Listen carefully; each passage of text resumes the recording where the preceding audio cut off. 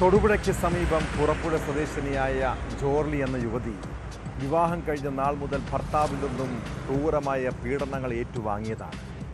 സ്ത്രീധനത്തിൻ്റെ പേരിൽ ഭർത്താവ് ടോണി അവരെ മർദ്ദിക്കുന്നത് പതിവായിരുന്നു. അമ്മയെ അപ്പൻ തല്ലിച്ചതയ്ക്കുന്നത് കണ്ട് സ്കൂളിൽ പഠിക്കുന്ന മകൻ പലപ്പോഴും വാവിട്ട് കരഞ്ഞിട്ടുണ്ട്. കഴിഞ്ഞ ദിവസം ജോർലിയുടെ മാതാപിതാക്കൾ അറിഞ്ഞത് മകളുടെ മരണവാർത്തയാണ്. വിഷം കഴിച്ച് യുവതി ജീവനൊടുക്കിയെന്നാണ് ആദ്യം കരുതിയത്. എന്നാൽ ജോർലി വിഷം കഴിച്ചതല്ല, വിഷം ഒഴിച്ചു കൊടുത്തതാണ്. ഭർത്താവ് ടോണിയെ ചോദ്യം ചെയ്തപ്പോഴാണ് ഇക്കാര്യം വ്യക്തമായത്. സംഭവത്തിൽ കൊലക്കുറ്റം ചുമത്തിയ പോലീസ് പ്രതിയെ അറസ്റ്റ് ചെയ്തു.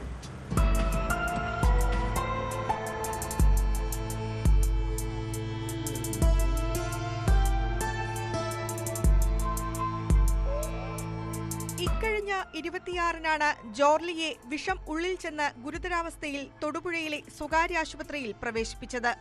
ബലം പ്രയോഗിച്ച് കവിളിൽ കുത്തിപ്പിടിച്ച് ഭർത്താവ് ടോണി മാത്യു വിഷം വായിൽ ഒഴിക്കുകയായിരുന്നുവെന്ന് ജോർലി ആശുപത്രിയിൽ വെച്ച് മജിസ്ട്രേറ്റിനും പോലീസിനും മൊഴി നൽകിയിരുന്നു. തീവ്രപരിചരണ വിഭാഗത്തിൽ കഴിഞ്ഞിരുന്ന ജോർലി വ്യാഴാഴ്ച വൈകിട്ടാണ് മരിച്ചത്. ഭർത്താവിന്റെയും ബന്ധുക്കളുടെയും ഭാഗത്തു നിന്നുണ്ടായ മാനസിക ശാരീരിക പീഡനങ്ങളെ തുടർന്നാണ് മകൾ വിഷം കഴിച്ച് ജീവനൊടുക്കാൻ ശ്രമിച്ചതെന്നാരോപിച്ച് പിതാവ് ജോൺ കരിങ്കുന്നം പോലീസിൽ പരാതി നൽകിയിരുന്നു. തുടർന്ന് പോലീസ് നടത്തിയ അന്വേഷണത്തിൽ ജോർലി കടുത്ത പീഡനമേറ്റിരുന്നെന്ന് വ്യക്തമായി. കസ്റ്റഡിയിലെടുത്ത ടോണിയെ പുറപ്പുഴയിലെ വീട്ടിലും ഇയാൾ വിഷം വാങ്ങിയ വ്യാപാര സ്ഥാപനത്തിലും എത്തിച്ച് പോലീസ് തെളിവെടുത്തു.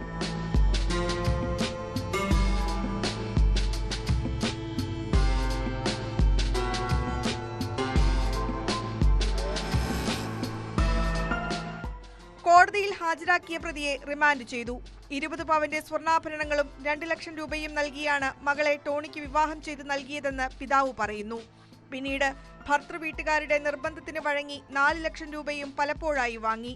വീട്ടുകാരുടെ പ്രേരണയാൽ ടോണി മകളെ നിരന്തരം മർദ്ദിച്ചിരുന്നുവെന്നും നൽകിയ പണവും സ്വർണവും നശിപ്പിക്കുകയും ചെയ്തുവെന്നും പരാതിയിലുണ്ട്. ഇതിനിടെ വീട്ടിൽ വഴക്ക് പതിവായതിനെ തുടർന്ന് ടോണിയും ജോർലിയും ഇവരുടെ 14 വയസ്സുള്ള കുട്ടിയും വാടക വീട്ടിലേക്ക് മാറി.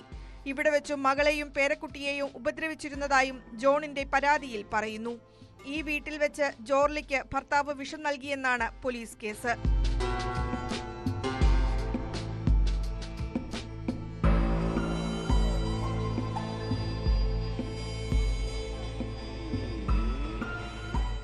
ന്യൂസ് 18 ഇടുക്കി.